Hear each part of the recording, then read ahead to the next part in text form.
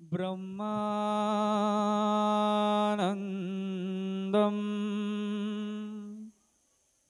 परमसुखदम्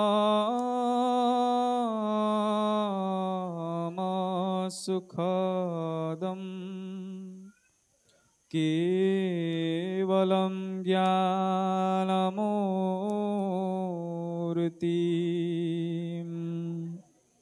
द्वन्द्वातीतं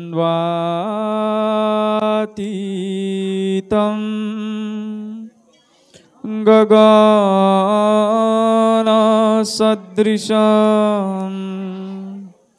तत्त्वमस्यादिलक्ष्यम्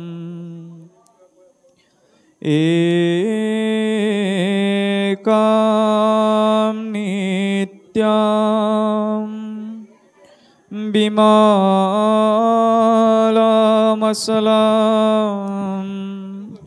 सर्वाधि साक्षिभूतं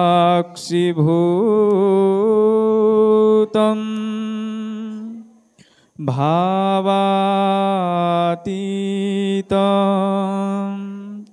त्रिगुणारहितं सद्गुरुं त्वां नमामि।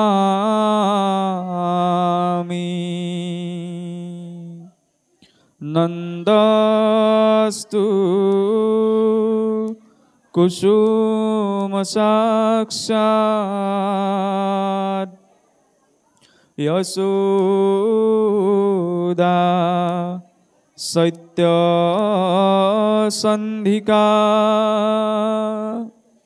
तनूजो शङ्कर नाम कलिकल्मषनाशका कृष्ण प्रियतमात्मा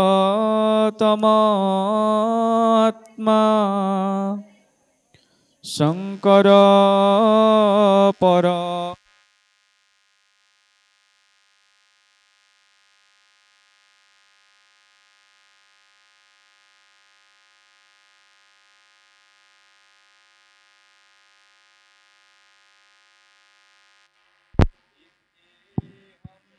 प्रार्थये नित्यं सत्यं सत्यं पुनः पुनः सुखमहामुनि की पद कमल पुनि पुनि करऊ प्रणाम। श्रीमद्भागवत कथा सुजान विराम श्रीमद्भागवत कथा करौ सुजान विराम। কৃষ্ণ পোনপ্ৰথমতে ইষ্টগুৰু সমন্বিত ভক্ত হৃদয় নিকুঞ্জ মন্দিৰ আধীশ্বৰ সাক্ষাৎ মন্মথ স্বৰূপ যিজনা ইষ্ট প্ৰভু তাপত্ৰৰ বিনাশকৰ্তা সেই ইষ্ট প্ৰভু শ্ৰী গোবিন্দৰ চৰণত সেৱা অৰ্পণ কৰাৰ লগতে আজি এই ভোগপুৰ নিবাসী ৰাইজৰ উদ্যোগত যি এদিনীয়াকৈ শ্ৰীমদ ভাগৱত পাঠ আৰু পৰ্যালোচনা অনুষ্ঠান অনুষ্ঠিত হৈছে সেই অনুষ্ঠানক লাগি আজি পবিত্ৰ হৰিগৃহত অদ্য বিৰাজিত হৈ থকা শুকবিয়াক স্বৰূপ পাঠকী দ্বয়কে প্ৰমুখ্য কৰি ব্ৰজৰ গোপীসদী গাই মাতৃসকল বৈকুণ্ঠৰ পাৰিষদ স্বৰূপ আপোনাক ভক্ত বৈষ্ণৱবৃন্দ আৰু এই অনুষ্ঠানটিৰ জৰিয়তে আজি স্থানত প্ৰজ্বলিত হোৱা ভক্তি প্ৰদীপ গছিৰ ইন্ধন স্বৰূপ সমূহ অনুষ্ঠানটিৰ কাৰ্যকৰ্তা আৰু কৰ্মকৰ্তাসকল সহিত আমাৰ পূৰ্বৰ ব্যাখ্যাকাৰক শ্ৰদ্ধাৰ শ্ৰীযুত ভূপেন বৰদলৈ প্ৰভুজনাকে প্ৰমুখ্য কৰি সবাৰে চৰণত আমি সেৱা অৰ্পণ কৰা হৈছে। আজি যদিও আমি আপোনাৰ খবৰ সন্মুখত নিৰ্দিষ্ট সময় ঠিক 1 বজাতে উপস্থিত হ'ব লগা আছিল কিন্তু অকণমান এটা দুৰ্ঘটনাগ্ৰস্ত হোৱাৰ বাবে আমাৰ অলপমান পলম হৈ গ'ল। তাৰ বাবে আমি আপোনাক সবৰ ওচৰত পোনপ্ৰথমতে ক্ষমা প্ৰাৰ্থী। আৰু যাই হওক, ইতিমধ্যেই যিহেতু পূৰ্বৰ ব্যাখ্যাকাৰক জনাই আপোনাক সবৰ সন্মুখত সুন্দৰভাৱে শ্ৰীমদ ভাগৱতৰ পাঠ ব্যাখ্যা আগবঢ়াইছে। আমি কোৱা কথাখিনি কিন্তু আমি ব্যাখ্যা বুলি ক'ব নোৱাৰোঁ, এইকাৰণেই কাৰণ আমি ইয়াত আপোনাক সবক ব্যাখ্যা নিদিওঁ, আমি মাত্ৰ উপস্থাপনহে কৰিম। ভাগৱতৰ ব্যাখ্যা ইতিমধ্যেই পৰিপূৰ্ণ। আমি আগতে সকলোৱে জানো যে তেখেত আমাৰ পূৰ্বৰ ব্যাখ্যাকাৰক প্ৰভুজনাই বৰ সুন্দৰভাৱে প্ৰতিটো পদৰ শাৰীয়ে কিদৰে কৈছে, কি অৰ্থ কৈছে, কি বুজাব বিচাৰিছে সেই সম্পৰ্কে আপোনাক সবৰ আগত কৈ গৈছে। কিন্তু আমি অপাৰক হ'বও পাৰোঁ যে প্ৰতিটো শাৰীৰ অৰ্থ আপোনাক সবক কোৱাৰ বাবে। গতিকে আমাৰ কথাখিনি আপোনাক সবৰ আগত উপস্থাপন বুলিহে কোৱা হৈছে। কাৰণ আজি মই যিখিনি কথা ক'ম সেইখিনি কথা মোৰ মগজে যেনেদৰে মই ঢুকি পাইছোঁ, যেনেদৰে মই বুজি পাইছোঁ তাকহে কোৱা সম্ভৱ। মই নিজৰ বুদ্ধিতকৈ বাহিৰত গৈ কিবা এটা কথা কোৱা সম্ভৱ নহয়। গতিকে এই কথাখিনি মাত্ৰ নুবুজা কথাটো বুজিবলৈ, নজনা কথাটো জানিবলৈ, সংশয় থকা কথাটো সংশয় ভাঙিবলৈহে। ইটো মহাভাগৱত বেদ বেদান্তৰু তত্ত্ব, নানা অৰ্থ আছে জানায়াত, সাধু সংগ বিনে তাক বুজিবা কল পাৰিবা, ইটো কথা কহি লুহুসাৰ। ভাগৱতত বিভিন্ন দৃষ্টিকোণৰ ফালৰ পৰা বিভিন্ন অৰ্থ আছে। ব্যক্তি এজনে নিজ ব্যক্তিগত দৃষ্টিৰে ইয়াৰ সকলো কথা অনুধাৱন কৰিব নোৱাৰে। তাৰ বাবে ভিন্নজনৰ মতৰ প্ৰয়োজন। সেই ভিন্নজনৰ মতৰ আলোচনাৰ মাজত যেতিয়া হৰি কথা মথন হ'ব, তাৰ মাজতহে কৃষ্ণৰ জন্ম সম্ভৱ। যেতিয়ালৈকে মনৰূপী মথুৰাত হৰি কথাৰে মথন কাৰ্য সম্পন্ন নহয়, তেতিয়ালৈকে কৃষ্ণ কেতিয়াও আপোনাৰ মোৰ অনুভৱ নহয়। এতিয়া চাওকচোন, আমি আচলতে আপোনাক সবৰ সন্মুখত এতিয়া উদযাপন সমিতিৰ সৈতে আলোচনা কৰে প্ৰায় 3 ঘণ্টা সময়। যথাসাধ্য অনুসাৰে আমি কথাখিনি ক'ম। গতিকে এইখিনি সময়ত ধৰি লওক পাঠক প্ৰভুৰ দুজনাই, কাৰণ আমি কৈ থকাজনৰ ইমান এটা আমনি নালাগে। কিবা এটা কাম নকৰাকৈ যেতিয়া বহি থকা হয় তেতিয়া শৰীৰৰো এটা বাধ্যবাধকতা আছে। গতিকে শৰীৰটো অকণমান আমনি পাব পাৰে। গতিকে এইখিনি সময়ত যদি আপোনাৰ সবৰ সমাজত এনেদৰে প্ৰচলিত আছে যে পাঠৰ আসনৰ পৰা, যিহেতু অখণ্ড পাঠ নহয়, গতিকে পাঠৰ আসনৰ পৰা তেৰা সমস্ত অকণমান সময় বিৰতিৰ বাবে উঠিব পাৰে, ভাগত ভাগ নজপাই ভাগ গামোচা ভাগে ঢাকি দি পেলাই, বা যদি বেলেগ পাঠক প্ৰভু দুজনাই তেখেতলোকক অকণমান বিৰতি দি দিয়ে, সেইটো আপোনালোকৰ সমাজত চলিত প্ৰথা অনুসৰি চলাব। এইবাবেই 3 ঘণ্টা সময়টো আচলতে কোৱা হৈছে। কাৰণ কি হয়, আচলতে কথাৰ ধাৰাবাহিকতাটো তেতিয়া আমাৰ বাবে ৰাখিবলৈ সুবিধা হয়, আন কথা একো নাই। কাৰণ আমি ইয়াত প্ৰতিটো শাৰীৰ অৰ্থ আপোনাৰ সবৰ আগত কৈ নাযাওঁ, আমি সামগ্ৰিক এটা উপস্থাপনহে কৰিম। গতিকে সেই ধাৰাবাহিকতা ৰক্ষা কৰিলে মই মোৰ নিজৰ সুবিধাটো আপোনাৰ সবৰ আগত ব্যক্ত কৰা হৈছে। গতিকে সেই সম্পৰ্কত কাৰোবাৰ কিবা ক'বলগীয়া আছে নি? নিশ্চয়কৈ নাই চাগে। গতিকে বাৰু যাই হওক, এতিয়া চাওকচোন, ইতিমধ্যেই একাদশ স্কন্ধতে পাঠ আৰম্ভ হৈছিল, নহয় জানো? গতিকে আৰম্ভণিৰ পৰা চাবলৈ গ'লে এতিয়া কৃষ্ণ উদ্ধৱ সংবাদলৈকে প্ৰতিটো অধ্যায়ৰ কথা ধৰি লওক সামগ্ৰিকভাৱে নিশ্চয় আলোচনা হৈ আহিছে। গতিকে সেইখিনি কথাত আকৌ মই বেলেগকৈ সোমোৱাৰ প্ৰয়োজন বোধ কৰা নাই। কিন্তু চলিত পাঠৰ আধাৰতে অকণমান আমি পূৰ্বলৈ গুচি যাব বিচৰা হৈছে। এতিয়া পূৰ্বৰ ব্যাখ্যাকাৰ প্ৰভুজনাই সম্প্ৰতি যে বিষয়ত আতি আশকতি নাই যাৰ, সাধুসংগ লয়া কৰে আমাক বিচাৰ, আন কৰ্ম এৰি ভকতিত তত্ত্বপৰ, জানিবা উদ্ধৱ শেষিহে ঈশ্বৰ। এই পদ সংখ্যাতেই তেখেতৰ ব্যাখ্যা সামৰণি মাৰিছে। গতিকে এই পদ সংখ্যাৰ পৰাই আমি যাব বিচৰা হৈছে। চাওকচোন, আমি সকলোৱে জানো যে ভগৱান কৃষ্ণই অন্তিম সময়ত উদ্ধৱক যিখিনি উপদেশ দি থৈ গ'ল, সেই উপদেশকে ভক্তি মাৰ্গটোৰ মূল সাৰ বুলি গ্ৰহণ কৰা হয়। এতিয়া ইয়াত ভগৱন্তই এটা কথা কৈছে যে আতি বিষয়ত আশকতি নাই যাৰ, সাধুসংগ লয়া কৰে আমাক বিচাৰ। অন্য কৰ্ম এৰি ভকতিত তত্ত্বপৰ জানিবা উদ্ধৱ সেহিহে ঈশ্বৰ। ভগৱন্ত ঈশ্বৰ বুলি কাক কৈছে? যিজনে বোলে বিষয়ত আসক্তি পৰিত্যাগ কৰি তেওঁৰ চৰণ সেৱাত বেছিকৈ গুৰুত্বতা দিয়ে, সেইজনক ঈশ্বৰ বুলিছে। এতিয়া ঈশ পদে ঈশ্বৰ বুলি প্ৰকৃততে কাক কোৱা হয়? ঈশা বাস্যম ইদম স্বৰ্গম যৎকিঞ্চিত জগত্যাৎ জগত্তেন তক্তেন ভুঞ্জিতা মা হৃদয় কচ্ছ সিদ্ধনম। যে সমগ্ৰ জগতত যি তত্ত্ব বিৰাজিত হৈ আছে সেই তত্ত্বটোক কোৱা হৈছে ঈশ্বৰ বুলি। আৰু সেই ঈশ্বৰ কোন? ঈশ্বৰৰ পৰম কৃষ্ণ সচ্চিদানন্দ বিগ্ৰহ অনাদিৰ আদি গোবিন্দ সৰ্বকাৰণ কাৰণম। পৰম ঈশ্বৰ বুলি শাস্ত্ৰসমূহে কাক স্বীকাৰ কৰিছে? ভগৱন্ত কৃষ্ণ। কিয় ভগৱন্ত কৃষ্ণক স্বীকাৰ কৰিছে? কাৰণ কৃষ্ণত ঈশ্বৰৰ থাকিবলগীয়া 6টা পূৰ্ণ ঐশ্বৰ্য বিদ্যমান আছে। ঐশ্বৰ্যা সমগ্ৰস্য বীৰস্য য়স্য সেৱা জ্ঞান বৈৰাগ্য যা শৈৱ সন্নম ভগ ইতিংগন। ঐশ্বৰ্য, প্ৰেম, কৰুণা, জ্ঞান, শক্তি। আৰু এই 6টি ঐশ্বৰ্য যিজনৰ ওপৰত পূৰ্ণৰূপত বিদ্যমান থাকে তেওঁক কোৱা হৈছে ঈশ্বৰ বুলি। অনাদিৰ আদি, যাৰ পৰা সৃষ্টিখন আৰম্ভ হৈছে সেই আদিৰো যিজন আদি পুৰুষ, তেনেজন আদি পুৰুষ হৈছে অনাদিৰ আদি গোবিন্দ সৰ্বকাৰণ কাৰণম। সেই আদি পুৰুষ গোবিন্দ সকলো কাৰণৰো কাৰণস্বৰূপ। ঈশ্বৰে তেতিয়াহ'লে এতিয়া ঈশ্বৰ বুলি কাক কৈছে? যিজন ব্যক্তিয়ে বোলে বিষয়া শক্তি ত্যাগ কৰি তেওঁ চৰণ সেৱাত মনোনিৱেশ কৰে। যেনেদৰে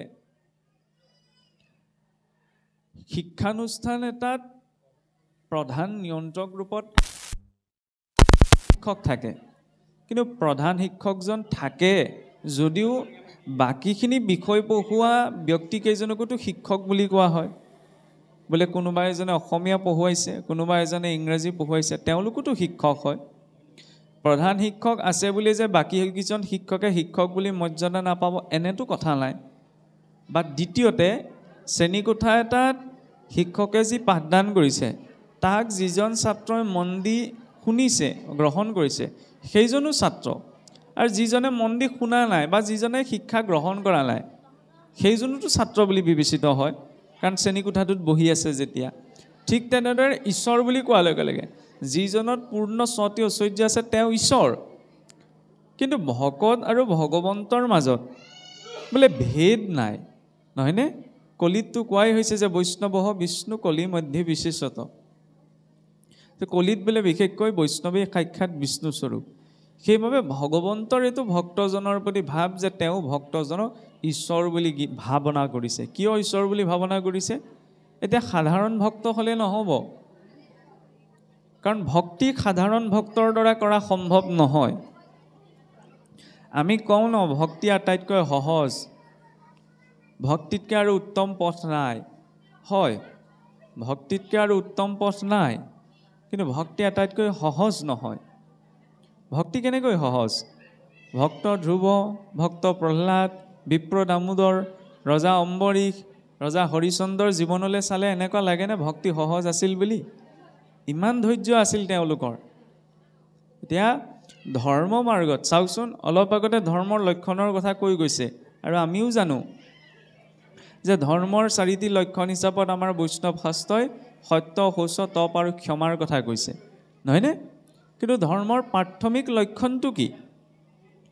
সেই প্ৰাথমিক লক্ষণটো যদি জীৱনত নাথাকে তেতিয়াহ'লে ধৰ্মও নহয়, ভকতিও নহয়। প্ৰাথমিক লক্ষণটোৰ প্ৰতি সেইবাবে স্পষ্টতা লাগে। এই যে ভক্তিয়েই শ্ৰেষ্ঠ, ভক্তি কৰিব লাগে, ভক্তিয়েই সাৰ, এই কথাটো আমি বুজিছোঁ বা জানিছোঁ, কিন্তু ভক্তি কেনেদৰে শ্ৰেষ্ঠ? ভক্তিক আমি কিদৰে গ্ৰহণ কৰিম? ভক্তিক গ্ৰহণৰ বাবে জীৱনত কি প্ৰয়োজন? যে ভক্তি মাৰ্গৰ প্ৰথম প্ৰয়োজনীয় বিষয়টোৱে কি? অলপ আগত অধ্যায়ে কৈ থৈ আহিল নহয়নে? ভগৱন্ত কৃষ্ণই উদ্ধৱক কওঁতে ক'লে নহয় যে জ্ঞান কৰ্ম ভকতি কৰিলোঁ কহিলোঁ কৰি ভেদ, ভকতি পৰমপন্থ দিলোঁ পৰিচ্ছেদ, নহয়নে? এতিয়া ভকতি মানে কি? ধৰি লওক নামষাৰ গোৱা, এই শাস্ত্ৰ কথা কোৱা বা শাস্ত্ৰ পঢ়া, চাকি গছ জ্বলোৱা, নামঘৰলৈ অহা, এয়াই ভকতি নে? ভকতি বুলিলে বেলেগ বিষয় এটাও আছে। কাৰণ মই শাস্ত্ৰৰ কথা কেৱল ক'বহে পাৰোঁ, আচৰণ নকৰিবওতো পাৰোঁ, নহয়নে? কিমান কৰিছোঁ সেইটো মইহে জানো আৰু ঈশ্বৰে জানে। দেখি পেলাই কাকো ধৰিব বুজিব নোৱাৰি নহয়। গতিকে সেই স্পষ্টতাটো জীৱনলৈ কেতিয়া আহে? যেতিয়া আমাৰ ধৰ্ম মাৰ্গত প্ৰথম প্ৰাথমিক যিটো লক্ষণ সেইটো জীৱনলৈ আহে। সেই প্ৰাথমিক লক্ষণটো কি? অকণমান আগৰ কাহিনী এটা লৈ গৈছোঁ। দশমৰ শেষ ভাগত কাহিনী এটা আহে, যিটো কাহিনীটোৰ পোনপ্ৰথমতে এটা প্ৰসংগ আহে যে এবাৰ সপ্তম মনু বৈৱস্বত মনুৱে কি কৰিছিল? এক বিশেষ যজ্ঞ আয়োজন কৰিছিল। এই যজ্ঞ আয়োজন কৰিবলৈ যাওঁতেই যজ্ঞৰ শ্ৰেষ্ঠ ভাগটো কাক দিব, এই বিষয়ে সুধিবলৈ নাৰদদেৱৰ ওচৰত উপস্থিত হৈছিলগৈ। তেতিয়া নাৰদদেৱক সুধিলে যে সৰাচৰ আমাৰ ৩৩ কোটি দেৱতা আছে, ৩৩ প্ৰকাৰৰ দেৱতা নহয়, এজন প্ৰজাপতি, এজন ইন্দ্ৰ, অষ্টবসু, একাদশ ৰুদ্ৰ, দ্বাদশ আদিত্য, ৩৩ প্ৰকাৰৰ মূল দেৱতা আছে নহয়নে? গতিকে এই ৩৩ কোটি দেৱী দেৱতাৰ ভিতৰত কোনজননো শ্ৰেষ্ঠ সেইটো আপুনি নিৰূপণ কৰি দিয়ক। কাহিনীটো কম বেছি পৰিমাণে আমি সকলোৱে জানোৱেই নিশ্চয়। যেতিয়া ভৃগু ঋষিক ক'লে, যেতিয়া নাৰদদেৱক ক'লেগৈ যে আপুনিতো সকলো দেৱতাৰে আৰাধ্য, গতিকে এই দেৱতাসকলৰ ভিতৰত কোনজন শ্ৰেষ্ঠ আপুনি নিশ্চয়কৈ জানিব। তেতিয়া নাৰদদেৱ অকণমান বোলে চিন্তিত হ'ল, কাৰণ তেওঁ সকলো দেৱতাৰ ওচৰলৈ যায়। এতিয়া সকলো দেৱী দেৱতাৰ ওচৰলৈ গৈ যদি তেওঁ নিৰ্দিষ্ট এজনৰ নাম কৈ দিয়ে, তেতিয়াহ'লে ইজনে আক্ষেপ প্ৰকাশ কৰিব যে আপুনি মোৰ নামটো কিয় প্ৰস্তাৱ নকৰিলে। তেতিয়া এই দায়িত্বটো বোলে নাৰদদেৱে ঠেলি দিলে ভৃগু ঋষিলৈ। ভৃগু ঋষিলৈ ঠেলি দিয়াৰো এটা বোলে কাৰণ আছিল। ভৃগু ঋষিৰ বৃদ্ধ অংগুষ্ঠিতে জ্ঞানচন্দ্ৰ আছিল, আৰু সেই জ্ঞানচন্দ্ৰ থকা বাবে ভৃগু ঋষিয়ে অন্য ঋষিমুনিসকলতকৈ অকণমান অধিক আগুৱাই চিন্তা চৰ্চা কৰিব পাৰে, বেছিকৈ ভাবিব পাৰে। তেতিয়া নাৰদদেৱে ভাবিলে যে ভৃগুৰটো জ্ঞানচন্দ্ৰ আছে, গতিকে সেই ভৃগুৰ ওচৰলৈ গ'লে আপুনি অধিক স্পষ্টতাৰে এই বিষয়ে জানিব পাৰিব, এইবুলি কৈ দিলে। কৈ দিয়াৰ পাছত বৈৱস্বত মনু গৈ ভৃগু ঋষিৰ ওচৰত উপস্থিত হ'লগৈ।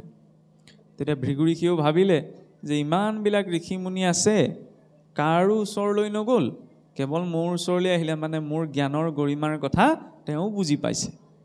এই কথাটো ভাবি মনুক ক'লে যে আপুনি নিশ্চিন্ত থাকক, মোক অকণমান সময় দিয়ক, এই সময়ত মই আপোনাক দেৱদেৱতাসকলৰ ভিতৰত শ্ৰেষ্ঠজন নিৰ্বাচন কৰি দিম। এতিয়া ভৃগু ঋষি আছিল ব্ৰহ্মাদেৱৰ পুত্ৰ। পুত্ৰই কিবা এটা সফলতা পালে বা সফলতা পোৱাৰ সুযোগ পালেতো প্ৰথম পিতৃকেই দিব বিচাৰিব, নিজৰ পিতৃক। গতিকে ভৃগু ঋষিৰ মনলৈও আহিলে যে ত্ৰিদেৱৰ ভিতৰত ব্ৰহ্মাকে শ্ৰেষ্ঠত্ব প্ৰদান কৰা যাওক। এই চিন্তাটো লৈ পেলাই ব্ৰহ্মলোকত গৈ উপস্থিত হ'লগৈ। ব্ৰহ্মাদেৱ সন্মুখত বহি আছে।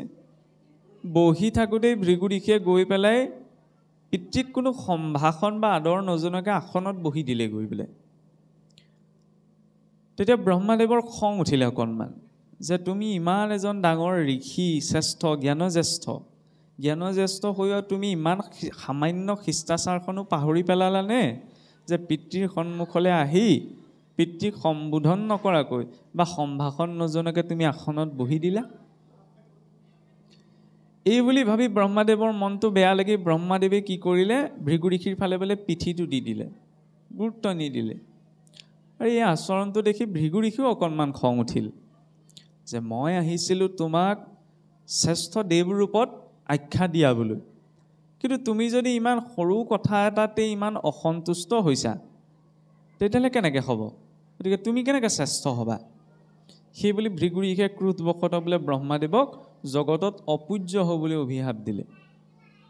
আৰু এই অভিশাপ দি খংবশতঃ ভৃগু ঋষি ব্ৰহ্মলোকৰ পৰা গুচি আহিল।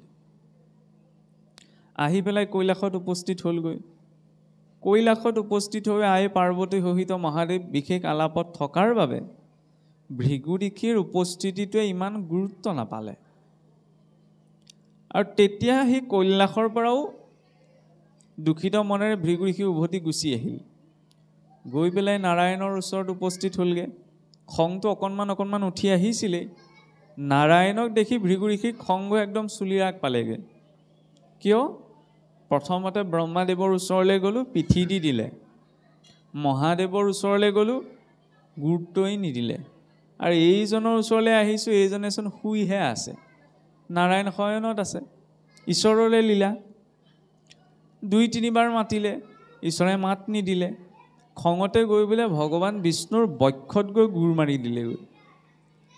চাবলৈ গ'লে কিমান ভয়ংকৰ কাম। জগতৰ ঈশ্বৰৰ বক্ষত গৈ পেলাই ভৃগুৰীকে গুৰ মাৰি দিছেগৈ। আমি সাধাৰণ মানুহ হোৱাহেঁতেন কি কৰিলোহেঁতেন? খেদা মাৰি নগ'লোহেঁতেন নে? আজি মোক কোনোবাই ঢকা মাৰি কথা এষাৰ কওকচোন, কাক কথা ক'বলৈ আহিছে বুলি মই খেদা মাৰি নাযাম নে? এইটো হৈছে মানুহৰ প্ৰবৃত্তি। কিন্তু ঈশ্বৰৰ প্ৰবৃত্তি চাওক, ভৃগু ঋষিয়ে গৈ যেতিয়া ভগৱান বিষ্ণুৰ বক্ষত গুৰ মাৰি দিছেগৈ, তেতিয়া ভগৱন্তই তেওঁৰ চৰণত ধৰি কৈছে যে প্ৰভু, আপুনি মোৰ কঠিন বক্ষত গুৰ মাৰি দুখ পালে নি? আমি যে কৈ আছোঁ ভক্তি মাৰ্গত আমি ভকত, নহয়নে? এতিয়া আমাৰ চলিত বৈষ্ণৱ পৰম্পৰাত ভকত বুলি ক'লে ধৰি লওক কোনো ধৰণৰ বিষয় বাসনা নথকাজনক বুজা যায়, নহয়নে? যেনেকৈ ধৰি লওক 6 জনা ভকত 12 জনা বৈষ্ণৱ। কিন্তু ভক্ত বা ভকত হোৱাৰ আগতে আমি বৈষ্ণৱটো হ'ব লাগিব, বিষ্ণুৰ উপাসক, নহয়নে? বৈষ্ণৱৰ তেতিয়াহ'লে প্ৰথম লক্ষণ কি হ'ব লাগিব? যাৰ বাবে স্বয়ং জগতৰ ঈশ্বৰে আজি সেই ভক্তজনক ঈশ্বৰ বুলি কৈছে। আমি ভগৱন্তক কৈছোঁ ঈশ্বৰ বুলি, কিন্তু ভগৱন্তক সেই ভক্তজনক ঈশ্বৰ বুলি কৈছে, যিজন ভক্তৰ প্ৰথম লক্ষণেই কি? এই সহনশীলতা। কাৰণ আমি যিজনা ভগৱন্তক ইষ্ট প্ৰভু বুলি, জগতৰ ঈশ্বৰ বুলি উপাসনা কৰোঁ, বাকীবিলাক গুণ বাৰু ঢেৰ আছে, কিন্তু ঈশ্বৰৰ প্ৰথম লক্ষণটোৱে কি দেখুৱাইছে? যে তেওঁৰ ভিতৰত কিমান সহনশীলতা, কিমান ধৈৰ্য আছে, নহয়নে? ভক্তি মাৰ্গত সেইকাৰণে পোনপ্ৰথমতে আটাইতকৈ শক্তিশালীভাৱে প্ৰয়োজনীয় বিষয়টো হৈছে ধৈৰ্য। বিনা ধৈৰ্যত ঈশ্বৰ উপাসনা কোনো প্ৰকাৰে সম্ভৱ নহয়। এইখিনিতে আৰু এটি প্ৰসংগ চাওকচোন। এই হিৰণ্যকশিপু আদি দৈত্য, নহয়নে? আমি ভাওনাটো দেখিছোঁ, যেতিয়া তেওঁ ব্ৰহ্মাদেৱক উপাসনা কৰিছিল, উপাসনা কৰোঁতে বৃদ্ধ আঙ্গুষ্ঠিৰ ওপৰত থিয় হৈ, সোঁ ভৰিৰ বুঢ়া আঙুলিটোৰ ওপৰত থিয় হৈছে, বাওঁ ভৰিটো তুলি ঊৰ্ধ্ব বাহু হৈ ব্ৰহ্মাক উপাসনা কৰিছিল। আৰু উপাসনা কৰোঁতে কৰোঁতে আপুনি মই বহি ইমান সময় থিয় হৈ ৰৈ থাকিব পাৰিমনে? সেইটোতো দৈত্য আছিল। আমি দৈত্য বুলি ক'লে সাধাৰণতে কি বুজোঁ? একো কথা শুনিবলৈ ধৈৰ্য নাই, জীৱনত একো পবিত্ৰতা নাই। কিন্তু সেই আদি দৈত্যটোৰ ভিতৰতো ইমান ধৈৰ্য আছিল যে উপাসনা কৰোঁতে বৃদ্ধ আঙ্গুষ্ঠিৰ ওপৰত থিয় হৈ ঊৰ্ধ্ব বাহু হৈ ভগৱান ব্ৰহ্মাক উপাসনা কৰিছে। ধৈৰ্য থাকিব লাগিবনে? আছিল কাৰণেতো পাৰিছিল। সিমানতো খোৱাগে নাই, উঁয়ে ধৰি গাৰ মঙহ সহায় দিলে, কিন্তু নিজৰ উপাসনাৰ পৰা সেই দৈত্যটোও বিচলিত নহ'ল। গোসাঁই ঘৰ সোমালেই মহ এটা পৰিলে এতিয়া মোৰ কিমান ধৈৰ্য আছে ওলাই পৰে। সেইকণেই যদি নাই, তেতিয়া মই বহু কথা জানি, বহু কথা শিকি, বহু কথা পঢ়ি, বহু কথা কৈ জানো কিবা লাভ আছে? প্ৰথম ভেটিটো দৃঢ় কৰিব লাগিব। বিনা ধৈৰ্যত ঈশ্বৰ উপাসনা, ঈশ্বৰ ভক্তি কোনো প্ৰকাৰে সম্ভৱ নহয়। ইমান ধৈৰ্য, 5 বছৰ বয়সতে ভক্ত প্ৰহ্লাদে নিজৰ পিতৃৰ পৰা ইমানখিনি কষ্ট পাইছে। সেই শিশুটিয়েতো ভাবিব পাৰিলেহেঁতেন, মইনো কি দুখ কৰিলোঁ প্ৰভু যে মোক তুমি ইমান কষ্ট দিয়াইছা? আমিতো কওঁ সাধাৰণ দুখ এটা পালে যে কণা বিধিয়ে আজি মুখে দেখিলেগৈ। ভক্ত ধ্ৰুৱ গোটেই জম্বুদ্বীপৰ অধিপতি ৰজা উত্তানপাদৰ সন্তান, এলাপেচা মানুহৰ ল'ৰাও নহয়, জম্বুদ্বীপৰ অধিপতি। এফালৰ পৰা চাবলৈ গ'লে এটা সময়ত সমগ্ৰ এই পৃথিৱী মণ্ডলৰ ৰজাৰ পুত্ৰ। কিন্তু সুৰুচি মাতৃয়ে সেই শিশুটিক দেউতাকৰ কোচতে উঠিবলৈ নিদিলে। কিয়? সতিনীৰ গৰ্ভৰ পৰা জন্ম হৈছ, মোৰ গৰ্ভৰ পৰা জন্ম নহলি, সেইবাবে এইটো জনমত তই পিতৃস্নেহ আশা নকৰিবি বুলি খেদাই পঠাই দিছে। তেতিয়াহ'লে তেওঁ সেই ভক্ত ধ্ৰুৱই 5 বছৰ বয়সতে যিমানখিনি দুখ অনুভৱ কৰিছিল, আপুনি মই ইমানখিনি তাৰ 1% জানো জীৱনত পাইছোঁ? নাই পোৱা। বিপ্ৰ দামোদৰ ঈশ্বৰৰে সংগী, খাবলৈ এমুঠি চাউল নাই, 2-3 দিন নোখোৱাকৈও পাৰ হৈ যায়। কিন্তু কাহানিও বিলাপ কৰা নাই যে কণা বিধিয়ে মুখে দেখিলেগৈনে? নহয়নে? আমি আকৌ সাধাৰণ সমস্যা এটাত পৰিলে চিধাই দৌৰিবলৈ ঠেলি দিওঁ। সেই মানসিকতাটোত আচলতে ভক্তি নহয়। ৰজা হৰিচন্দ্ৰ আমি যে কৈ আছোঁ যে কৰ্মযজ্ঞ হবে বিড়ম্বন, মুখেৰেহে কৈছোঁ, বুজিব পাৰিছোঁ জানো? ৰজা হৰিচন্দ্ৰই ভক্তি কৰিবলৈ গৈ নিজৰ পুত্ৰক এৰিব লগা হৈছে, পত্নীক এৰিব লগা হৈছে, ৰাজ্য পৰিত্যাগ কৰিব লগা হৈছে, শ্মশানত গৈ চাণ্ডালৰ প্ৰবৃত্তিও ধাৰণ কৰিব লগা হৈছে। আপোনাৰ মোৰ ভিতৰত ইমান ধৈৰ্য আছেনে? নাই। তেতিয়াহ'লে যে আমি ভাবি আছোঁ এই কলিযুগত নামেই শ্ৰেষ্ঠ আৰু নাম লৈ থাকিলেই হৈ থাকিব, নাম কেনেকৈ লোৱা যায়, ভক্তি কেনেকৈ কৰা যায়, সেইটোতো স্পষ্ট হ'ব লাগিব। মহাপুৰুষে বোলে ঘোষাত লিখিছে নহয়, ইমানখিনি ভাবি থাকিব কিয় লাগিছে? অহংকাৰ থাকন্তেও সাক্ষাতে কৃষ্ণক পাবে, শ্ৰৱণ কীৰ্তন ধৰ্ম যাৰ, নহয়নে? বোলে যাৰ যি বোলে মহা অহংকাৰী, তেওঁ যদি নিত্য নিৰন্তৰ ঈশ্বৰৰ গুণলীলা শ্ৰৱণ কীৰ্তন কৰি আছে, তেওঁ তৰি যাব পাৰিব। শুদ্ধ কথা, মহাপুৰুষেতো কেতিয়াও ভুল কথা লিখিব নোৱাৰে। কিন্তু তাৰ অৰ্থটো এইটো দিয়া হোৱা নাই যে আপোনাক মোক ঈশ্বৰে চিন্তা কৰিবলৈ এটা বিবেক শক্তি দিছে, নহয়নে? অন্য পশু পক্ষীয়ে ভাল বেয়া, ধৰ্ম অধৰ্ম এইবিলাক বিচাৰ কৰিব নোৱাৰে। আহাৰ ভয় নিদ্ৰা মৈথুনঞ্চ সামান্যমেতৎ পশুভি নৰানাম। আহাৰ ভয় নিদ্ৰা মৈথুন এইবিলাক ক্ৰিয়াকৰ্মৰ ক্ষেত্ৰত অন্য জীৱ আৰু মানুহৰ মাজত একো পাৰ্থক্য নাই। পাৰ্থক্য কিহে আনি দিয়ে?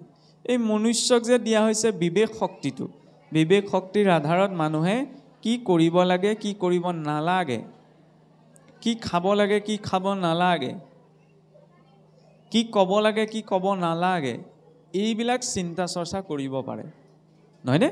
যাৰ জৰিয়তে আমাৰ সংস্কাৰবিলাক আহে। এতিয়া চাওকচোন, আমি ভক্তি মাৰ্গত প্ৰৱেশ কৰিবলৈ তেতিয়াহ'লে পোনপ্ৰথমতে কি বিচাৰ হ'ব লাগিব? যিজনে গুৰু গোসাঁই একো মনা নাই, তেওঁৰ প্ৰতি অকণমান চিন্তা এটা এনেকুৱাকৈ থাকে, এইজনে গুৰু গোসাঁই একো নামানে, এইজনক আৰু কৈ লাভ নাই, নহয়নে? কিন্তু যিজনে মানিছে, তেওঁ জানো নমনাজনৰ দৰে আচৰণ কৰিলে হ'ব? নহ'ব। এয়া ঈশ্বৰৰ নামৰ মহিমা যে মহা অধমজনকো তেওঁ তৰাই নিব পাৰিব। কিন্তু ঈশ্বৰে আমাক সাধাৰণ চিন্তা এটা দিছে, যিটো চিন্তাৰ আধাৰত আমি কি কৰিব লাগে কি কৰিব নালাগে, কি খাব লাগে কি খাব নালাগে, এইবিলাক চিন্তা কৰিব পাৰোঁ। কিন্তু সেইকেইটা কথাটো যদি আমি গুৰুত্ব নিদিওঁ, তেতিয়াহ'লে আমি এইটো ক'লে উচিত হ'বনে যে মই যিটো খাব নালাগে সেইটোৱে মই খাই থাকিম, যিটো মই ক'ব নালাগে সেইটোৱে মই সদায় কৈ থাকিম, যিটো কৰিব নালাগে সদায় মই সেইটো কৰি থাকিম, কিন্তু মই নাম লৈ থাকিম, মই তৰি যাম। এনেকৈ বুজিলে হ'ব জানো?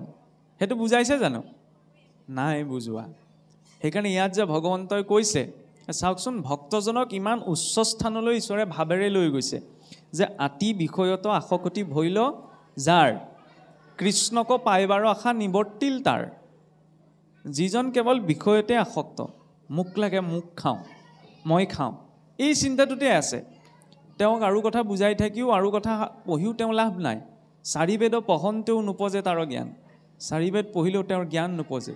কিন্তু ঈশ্বৰে ইয়াত কৈছে কি? আতি বিষয়ত আসকতি নাই যাৰ। কিবা এটা খাবলৈ ইচ্ছা কৰিছে কিন্তু নাই পোৱা, হ'ব দিয়া, নাই যদি নালাগে।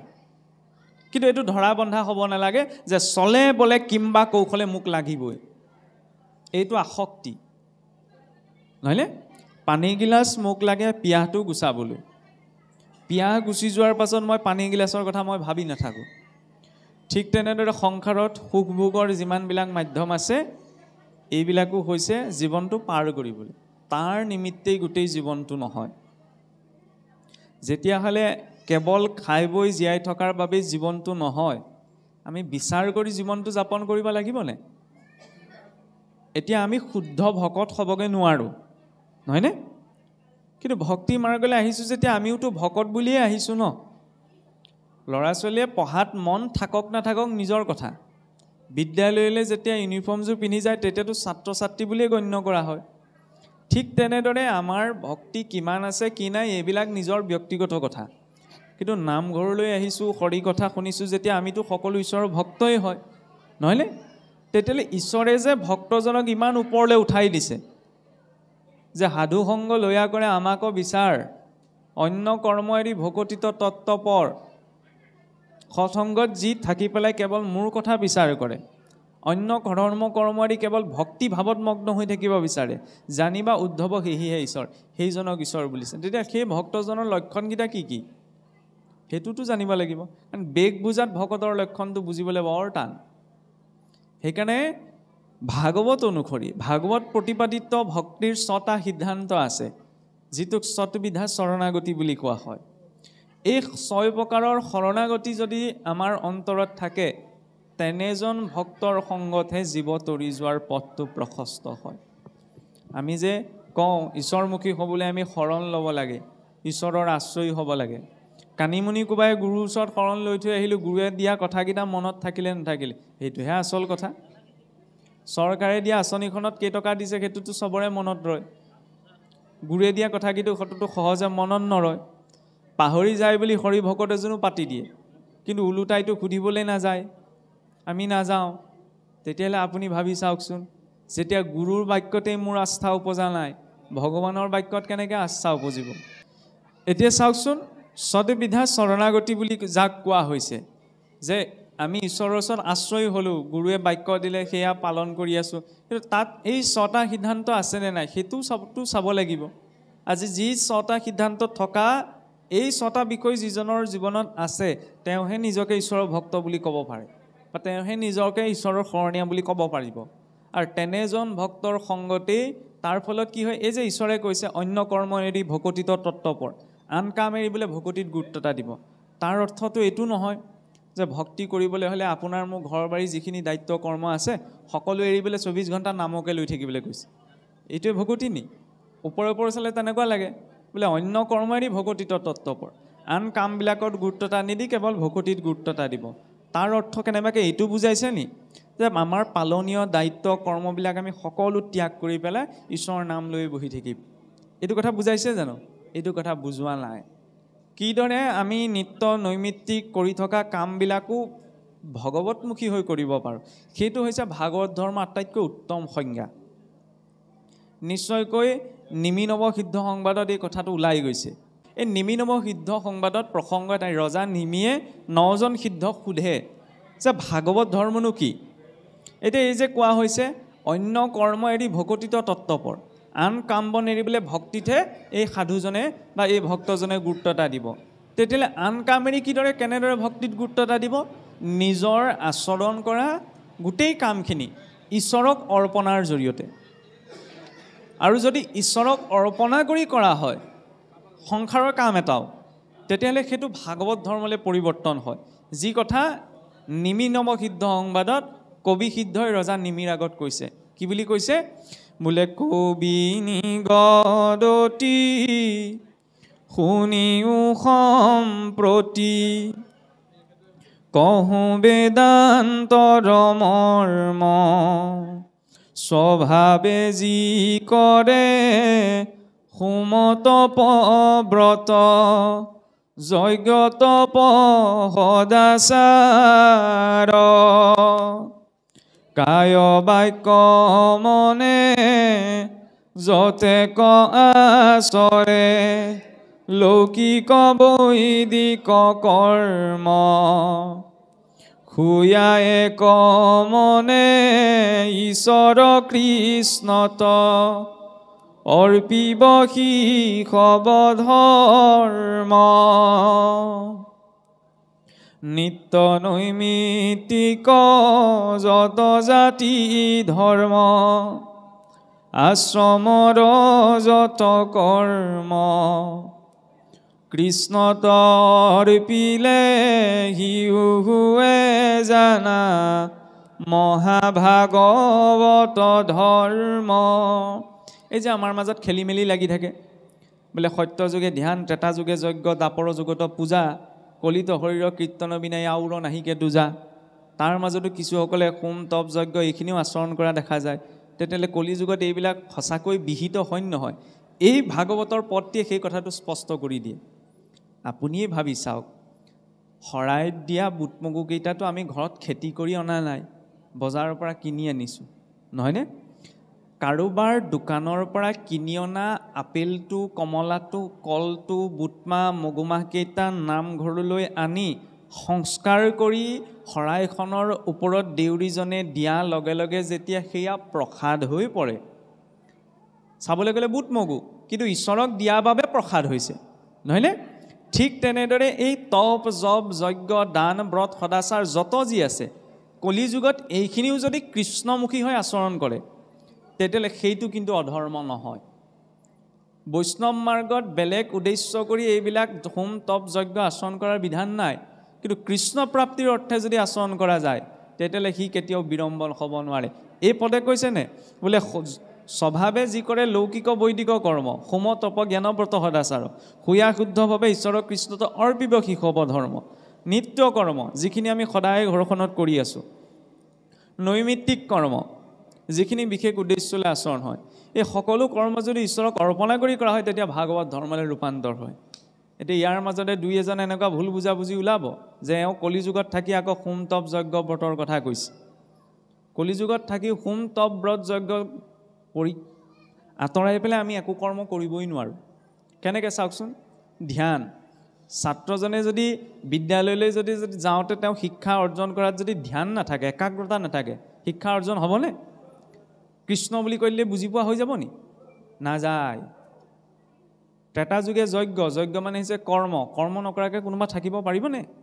নোৱাৰে। গৃহস্থীত প্ৰৱেশ কৰাৰ লগে লগে তেওঁ কৰ্ম কৰিবই লাগিব, নহয়নে? দ্বিতীয়তে পূজা মানে হৈছে এনালাইচিছ, কিবা এটা কথা বিশ্লেষণ, জীৱনত কি কৰিছোঁ কি নাই কৰা তাৰ প্ৰতিটো সতৰ্কতা থাকিব লাগিব। বোলে যাইলাং ফাকেলাং এইমতেতো জীৱন নচলে, নহয়নে? গতিকে আমাক ধ্যানো লাগিব, যজ্ঞও লাগিব, কিন্তু এইটো স্পষ্ট হোৱা প্ৰয়োজন যে ঘৃতাহুতি দিয়াটোৱে কেৱল যজ্ঞ কৰ্ম নহয়, গন্ধপুষ্প দিয়াটোৱে কেৱল পূজা কৰ্ম নহয়। আৰু দ্বিতীয়তে পূজাৰো কলিযুগত বিধান আছে। কেনেকৈ বিধান আছে? এই নিমিৰ নৱসিদ্ধ সংবাদতে সপ্তম অধ্যায়ত ৰজা নিমিৰ আগত নৱসিদ্ধই কলিযুগত ভগৱান কৃষ্ণক কিদৰে পূজা কৰিব সেই বিষয়ে বিধি দিয়া আছে। আৰু চাওকচোন, এই কথাখিনি স্পষ্ট হ'ব লাগে কাৰণে মই এই প্ৰসংগ টানি অনা হৈছে। এই ৰুক্মিণী শৰণৰ সময়ত আই ৰুক্মিণী ভগৱান কৃষ্ণক বিচাৰি ক'লৈ গৈছে? দুৰ্গাৰ মন্দিৰলৈ। চাবলৈ গ'লে এইটোতো আমাৰ মহাপুৰুষা মাৰ্গত দুৰ্গাৰ মন্দিৰলৈ যোৱাটো নিষিদ্ধ হ'ব লাগে, হয়নে? ৰুক্মিণী দেৱীয়েও কৃষ্ণক বিচাৰি পেলাই ক'লৈ গৈছে? দুৰ্গা মন্দিৰলৈ। গোপীসকলেও আকৌ কৃষ্ণক নিজৰ পতি ৰূপত পাবলৈ, স্বামী ৰূপত পাবলৈ দেৱী কাত্যায়নীক ভজনা কৰিছে। এফালেতো ভাগৱতে কৈ আছে যে আন দেৱ পূজে যিটো সিটো মূৰৰ দুহি, আন দেৱী দেৱতা ভজনা কৰিলে সেই ভক্তজন বোলে ঈশ্বৰৰ দুহি হয়। তেতিয়াহ'লে এই ৰুক্মিণীয়ে যে দুৰ্গা মন্দিৰলৈ গ'ল, গোপীসকলে যে কাত্যায়নীক প্ৰতিমা সাজি পেলাই ভগৱানক স্বামী ৰূপত পালে, এই কথাবিলাকে তেতিয়া মনলৈ খেলি মেলি আনি নিদিয়ে নহয়। সেইকাৰণে এইটো স্পষ্ট হোৱা প্ৰয়োজন, মাৰ্গ লাগিলেই যিয়েই নহওক, যদি উদ্দেশ্যটো কৃষ্ণ প্ৰাপ্তি হয়, দেৱী ৰুক্মিণীয়ে দুৰ্গাক পাবলৈ ভজনা কৰা নাই, দুৰ্গা মন্দিৰলৈ যোৱা নাই, কৃষ্ণক পাবলৈ গৈছে, নহয়নে? গোপীসকলে দেৱী কাত্যায়নীৰ ব্ৰত কিয় পালন কৰিছে? কৃষ্ণ প্ৰাপ্তিৰ বাবে। যদি উদ্দেশ্যটো স্পষ্ট হয় ঈশ্বৰ কৃষ্ণৰ প্ৰাপ্তি, তেতিয়াহ'লে উপাসনাৰ ভিন্নতায়ো সি পাৰ্থক্য আনিব নোৱাৰে। কিন্তু তাৰ মাজত এটা কথা আছে, হয় যে মহাপুৰুষৰ প্ৰচাৰিত আদৰ্শত ঈশ্বৰৰ বিভূতিসকলৰ বেলেগকৈ উপাসনাৰ ব্যৱস্থাটো নাই, নহয়নে? একদেৱ একসেৱ একবিনে নাই কেৱল যে এজন কৃষ্ণকে ভজনা কৰা। কিন্তু তাৰ অৰ্থ এইটো নহয় যে আমি ঈশ্বৰৰ বিভূতিসকলক নিন্দা কৰিম। শান্তমূৰ্তি কৃষ্ণদেৱক ভজন্ত, নহ'লে আমাৰ অসমৰ বৈষ্ণৱ সমাজখনত বৰ দেখা যায় যে আমিহে যেন ভকতি কৰিছোঁ, কৃষ্ণৰ কথা আমি কৈছোঁ, বিষ্ণুৰ কথা কৈছোঁ, কিন্তু আমি তেওঁৰ বিভূতিসকলক খুব নিন্দা কৰোঁ। এইটো একেবাৰে অনুচিত কৰ্ম। ভাগৱত ব্যাখ্যা আলোচনাৰ মাজত আমাৰ অসমখনত এনেকুৱা ঘটনা বহুত ঘটি আছে, বিতৰ্কও হ'ব পাৰে, কোনো ডাঙৰ কথা নহয়, কিন্তু স্পষ্টটো স্পষ্ট। মই গুৰি বুলি আপোনাক সন্মান কৰিম, কিন্তু আপোনাৰ ল'ৰা ছোৱালীকেইটালৈ চালে নাকটো কুচাই দিম, আপোনাৰ পত্নীক সন্মান নকৰিম, এইটো ভক্তি হ'ব পাৰেনে? ইমান অদৰকাৰী কথা মহাপুৰুষে আমাক শিকাইছে জানো? নহয়। সকলোৰে প্ৰতি সন্মান, কিন্তু ভজনীয় স্থানত ঈশ্বৰৰ বিভূতিসমূহ বহিব নোৱাৰে, তেতিয়া সেইটো মিহলীয়া পূজা হ'ব। আমি ভগৱান কৃষ্ণ বা বিষ্ণুৰ ওচৰত নিজকে অৰ্পণ কৰিছোঁ, নহয়নে? গতিকে সেই ইষ্টস্থানত তেওঁৰ বিভূতিসমূহ বহিব নোৱাৰে। কিন্তু কোনোবাই কিবা এটা অভিষ্ট সিদ্ধিৰ বাবে যদি তেওঁৰ বিভূতিসকলক বহুৱাইছে, তেতিয়াহ'লে এইটো ভুল হ'ব। কিন্তু এইটো হ'ব নালাগে কোনো কাৰণত যাতে ঈশ্বৰ, কাৰণ ভকত দেৱক পান কৰাইলা অমৃত, এফালে দেৱতাসকলক ভকততো বুলিছে। দুৰ্গা বুলি ক'লে পৰম বৈষ্ণৱী, আমাৰ বাবে তেওঁ শাক্তৰ দেৱী নহয়। শাক্তসকলে তেওঁক শাক্ত বুলি উপাসনা কৰিব, কিন্তু বৈষ্ণৱজনৰ মানসিকতাত দুৰ্গা বুলি ক'লে কি মনত পৰে? তেওঁ ভকত হয়, তেওঁ এগৰাকী ঈশ্বৰৰ ভক্ত, কাৰণ তেওঁ আজ্ঞা লৈয়ে দুৰ্গাই কি কৰিছে? সংসাৰ নিৰ্মাণ কৰিছে। গতিকে বাটে পথে লগ পালে ঈশ্বৰে বিভূতি, বছ কথা সিমানেই। কিন্তু এইটো নহয় যে দুৰ্গা বুলি ক'লে আকৌ আপোনাৰ খং উঠি যোৱা কিছুসকলে আমাৰ সমাজত ঢেৰ আছে। সেইটো হ'ব নালাগে, কাৰণ ঈশ্বৰে আপোনাক মোক বেয়া পাব পাৰে, তেওঁ নিজেই প্ৰত্যক্ষ ৰূপত সৃষ্টি কৰাসকলক কেলৈ বেয়া পাব? সাধুৰ লক্ষণ এইটো নহয় যে তেওঁ নিজৰ ঈশ্বৰৰ উপাসনা কৰিবলৈ গৈ তেওঁৰ বিভূতিসকলক নিন্দা কৰিব। সাধুৰ লক্ষণ হ'বলৈ হ'লে সম্যতা, পৰ ধৰ্মক নিহিংসিবা কদাচিত বুলি যেতিয়া কৈছে, তেতিয়াহ'লে আমি আনক কোনো প্ৰকাৰে নিন্দা কৰিম? মানুহকেই যেতিয়া আমি নিন্দা কৰিব নোৱাৰোঁ। আৰু দ্বিতীয় কথা হ'ল কি? সকলো ভূততে যেতিয়া বিষ্ণুক দেখিবলৈ কৈছে, তেতিয়াহ'লে ঈশ্বৰৰ বিভূতিসকলত যে ঈশ্বৰ নাই আপুনি মই ক'ব পাৰিমনে? নোৱাৰিম। কিন্তু এইটো নাভাবিব, কিছুসকলে এইটো পোনাই লৈ যাব, এওঁ দেৱী দেৱতাৰ কথা ক'বলৈ গৈ আছে বা দেৱী দেৱতাৰ কথাত বেছিকৈ গুৰুত্ব এটা দিছে। এইকাৰণেই গুৰুত্ব এটা দিয়া আছে, সেইটো স্পষ্ট হ'ব লাগে, নহ'লে আমাৰ মানুহখিনি বহুত অস্পষ্টতাত আছে যে কৃষ্ণ বৈষ্ণৱ মাৰ্গত থাকিও তেওঁৰ বিভূতিসকলে আমাৰ অসমৰ বহুতো বৈষ্ণৱে বহুত নিন্দা কৰে, যিটো হ'ব নালাগে। তাৰ জৰিয়তে ভক্তি নহয়। সাধুৰ লক্ষণেই সহনশীলতা। তেওঁ যদি জীৱনত সহনশীলতা আছে, তেতিয়া তেওঁ অন্য ধৰ্ম কৰ্ম উপাসনা মাৰ্গক কেনেকৈ নিন্দা কৰিব? সেইটো দায়িত্ব আমাৰ নহয়। আমাৰ দায়িত্ব হৈছে নিজৰ উপাসনা মাৰ্গত আমি কেনেকৈ আগবাঢ়ি গৈ থাকিব পাৰোঁ।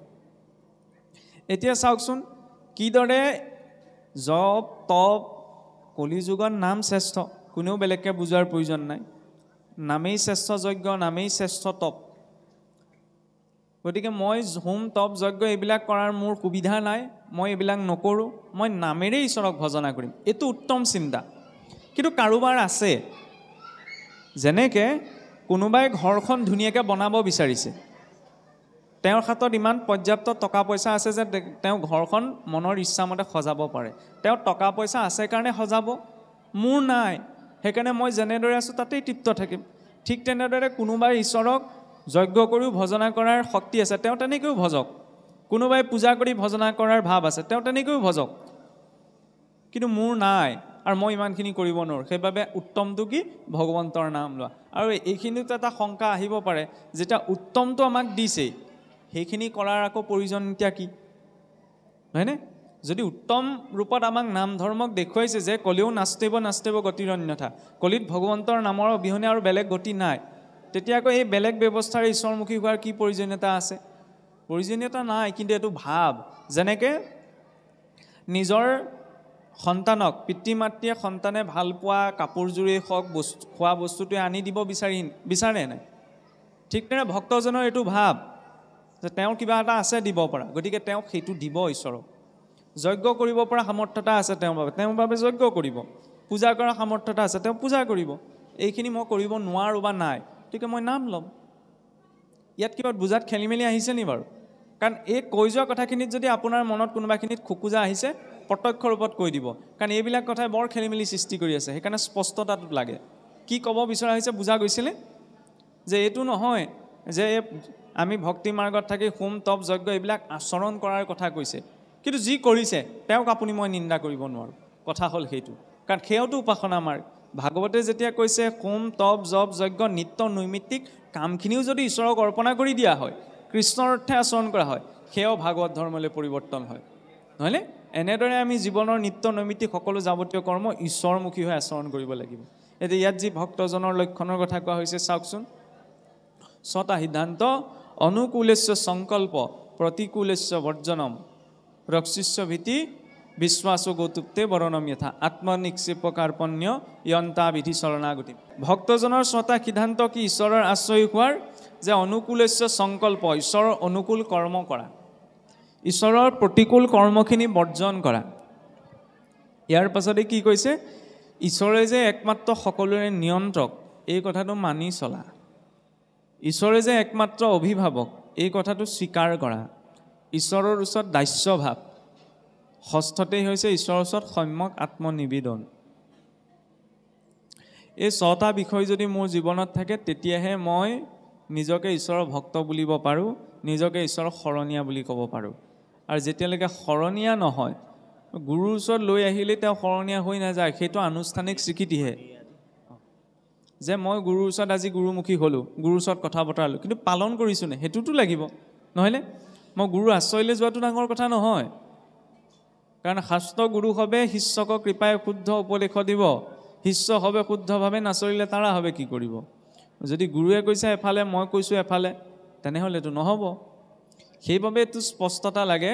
শিষ্য কাক কোৱা হয়? শাসয়তি শিষ্য, যাক শাসন কৰিব পৰা যায়। গুৰুৰ বাক্যৰে যাৰ জীৱনটোত নিজৰ ওপৰত শাসন আছে, সেইজন হৈছে শিষ্য। অনুকূল কৰ্ম কি কি ঈশ্বৰৰ? একেবাৰে সহজ কথা। ইয়াত সাংঘাতিক তত্ত্ব কথা এটাও নাই, মানুহে বুজি নোপোৱা কথাও এটাও নাই। কিন্তু আমাৰ যদি পাক লাগি থাকে, এই তিনিওটা বিষয়তেই কিন্তু লাগি থাকে। কৰ্মকাণ্ড বুলি ক'লে আমাৰ বহুতে পূজা, সেৱা, জপ, যগ, যজ্ঞ এইবিলাককে বুজে।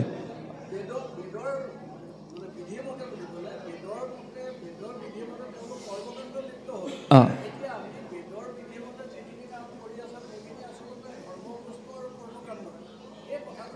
অঁ, সেইটোকে ক'ব বিচৰা হৈছে যে প্ৰথমতে কৰ্মকাণ্ড বুলি ক'লেনো আমি কি বুজোঁ সেই কথাটো স্পষ্ট হ'ব লাগিব। এতিয়া সাধাৰণ আমাৰ লোকসকলে ধৰি লওক পূজা, সেৱা, জপ, যজ্ঞ এইবিলাককে কৰ্মকাণ্ড বুলি ভাবে বা কয়। কিন্তু কৰ্মকাণ্ড কাক কোৱা হয়? উদাহৰণ এটা, মই ৰাতিপুৱা শুই উঠিলোঁ, শুই উঠাটো এটা কৰ্ম হয় নহয়? কাৰণ মই ৰাতিপুৱা সাৰ পালোঁ। এতিয়া শুই উঠি মই কি কৰিব লাগে, কি কৰিব নালাগে, এই যিটো কৰ্মৰ ব্যৱস্থা, এই ব্যৱস্থাটোৰ সম্পৰ্কে আছে কৰ্মকাণ্ডত। যেনেকৈ ধৰি লওক শৰাইখন সজোৱাৰ যিটো পদ্ধতি, সেইটোও এটা কৰ্মকাণ্ড। কেনেকৈ কৰ্মকাণ্ড? কাৰণ প্ৰতিটো বস্তুৰ একোটা নিৰ্ণয় আছে। সেই ধৰি লওক কোনোবাই ধৰি লওক শৰাইখন জানিলে বুলি এনেই বুট মগুকেইটা দি পাতি দিলেই নহ'ব নহয়, তাৰ এটা ব্যৱস্থা আছে, নহয়নে? সেই কৰ্মকাণ্ডটো আচৰণ কৰিলেহে কোনেও ক'ব নোৱাৰে যে কৰ্মকাণ্ড মই জীৱনত নকৰোঁ। এইখিনিতে মনলৈ এনেকুৱা এটা সংশয় আহিব পাৰে যে বেদৰ বিহিত কৰ্ম কৰিবাক ভকতৰ যোগ্য নৈ, যদি মোহহূয়া কৰে ধৰ্ম কৰ্ম ভকতিত ভ্ৰষ্ট হৈ। এতিয়া কৰ্মকাণ্ডৰ উদ্দেশ্য এটা থাকে।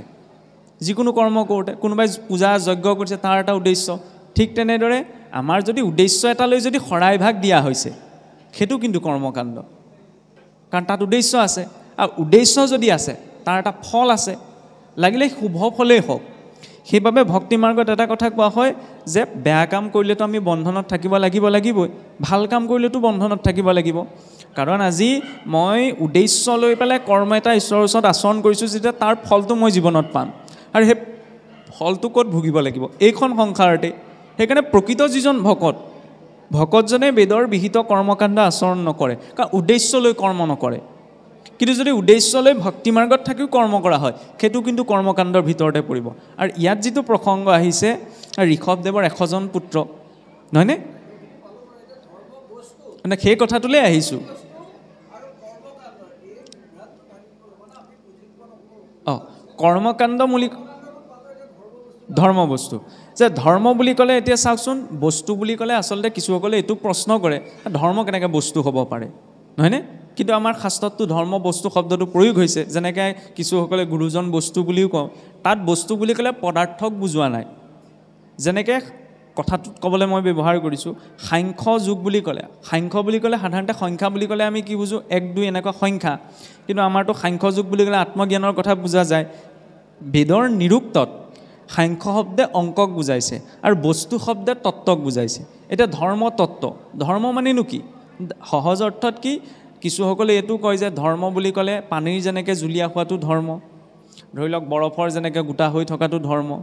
এইটো ভৌতিক ব্যাখ্যা, কিন্তু ইয়াত ভৌতিক ধৰ্মৰ কথা কোৱা নাই, ইয়াত আধ্যাত্মিক ধৰ্মৰ কথা কৈছে। আধ্যাত্মিক ধৰ্ম কি? ধাৰ্যতে ইতি ধৰ্ম, যি ধাৰণ কৰি আছে সেয়ে হৈছে ধৰ্ম। কোনে ধাৰণ কৰি আছে? সৃষ্টিখনৰ কথা নালাগে, প্ৰথমেই সূক্ষ্ম ব্ৰহ্মাণ্ডখন, এই শৰীৰটো কোনে ধাৰণ কৰি আছে? আত্মাই, নহয়নে?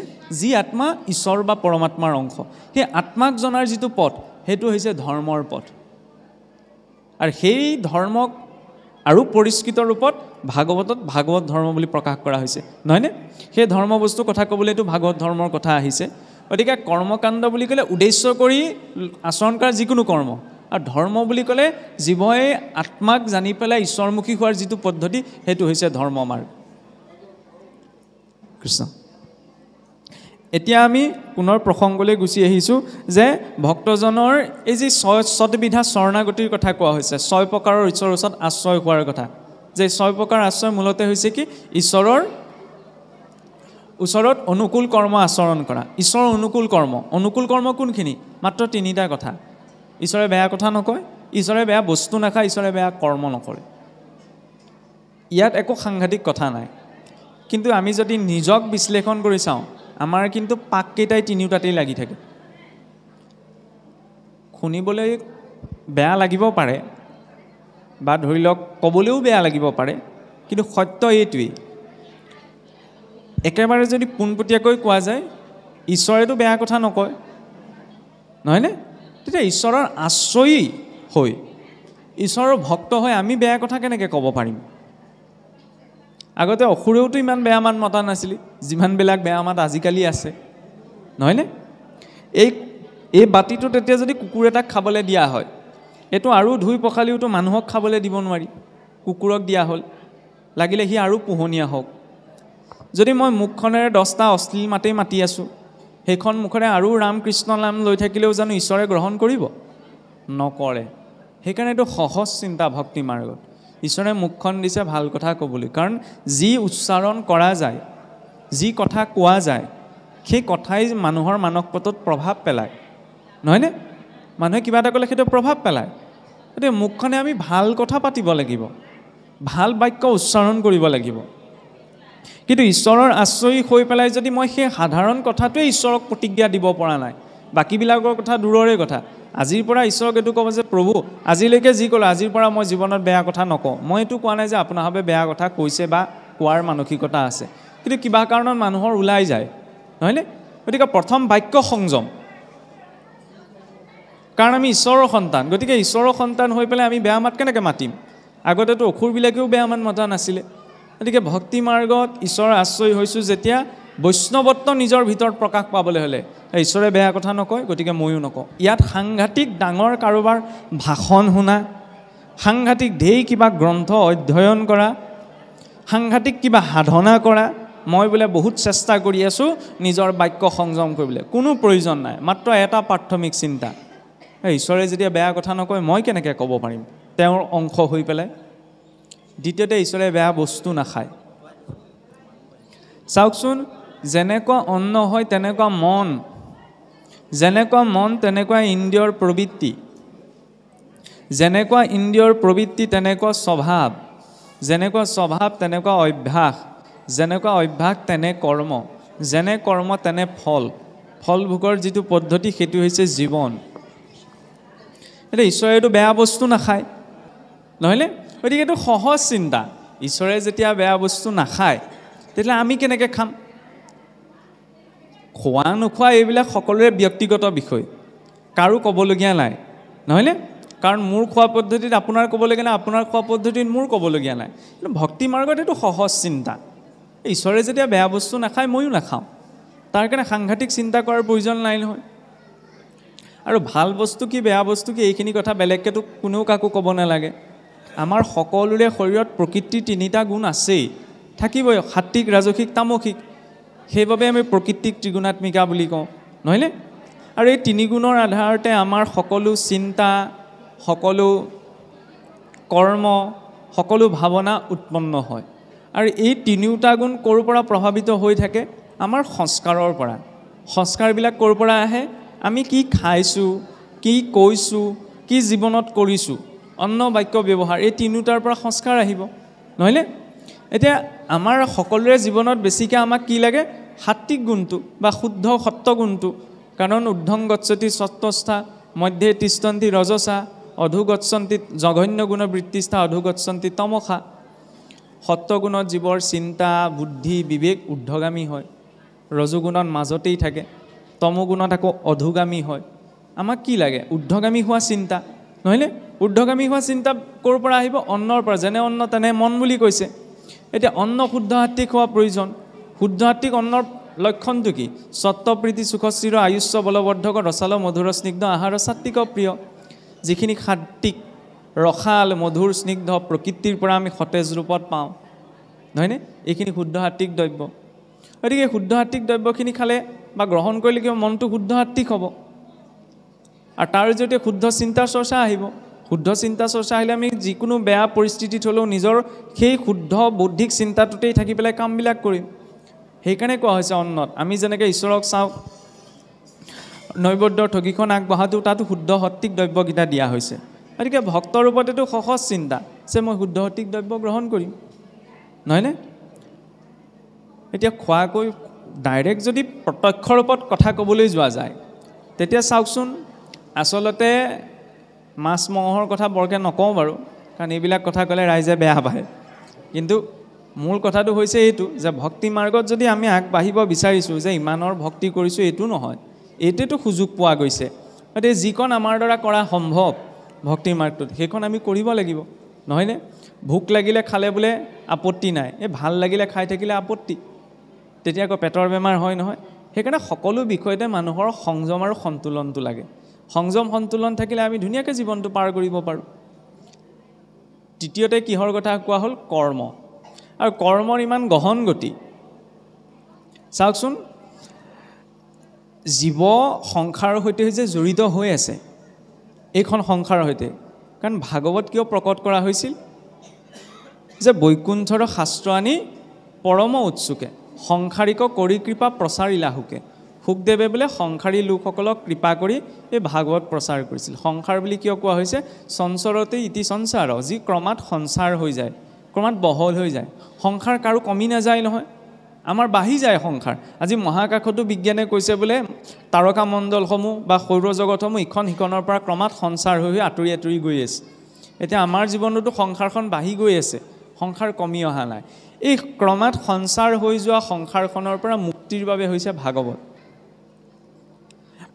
আৰু এই সংসাৰখনৰ সৈতে আমাক জড়িত কৰি ৰাখিছে কিহে? কৰ্মই। আৰু দ্বিতীয় কথা হ'ল কি, কৰ্ম নকৰাকৈ আমি কোনো জীয়াই থাকিব নোৱাৰোঁ। এফালে কৈছে কৰ্ম কৰিলে জীৱ বন্ধনত থাকে, আনফালে আকৌ কৈছে কৰ্মৰ বন্ধনৰ কাৰণ। আনফালে আকৌ এনেকুৱা এটা মনলৈ চিন্তা আহে যে কৰ্মই যদি কৰি থাকোঁ তেতিয়া আমি বন্ধনত থাকিছোন, আমাৰ মুক্তি কেনেকৈ সম্ভৱ, নহয়নে? কৰ্ম নকৰাকৈতো থাকিব নোৱাৰোঁ। সেইকাৰণে কৰ্ম কৰাৰ এটা পদ্ধতি আছে। পদ্ধতিটো কি?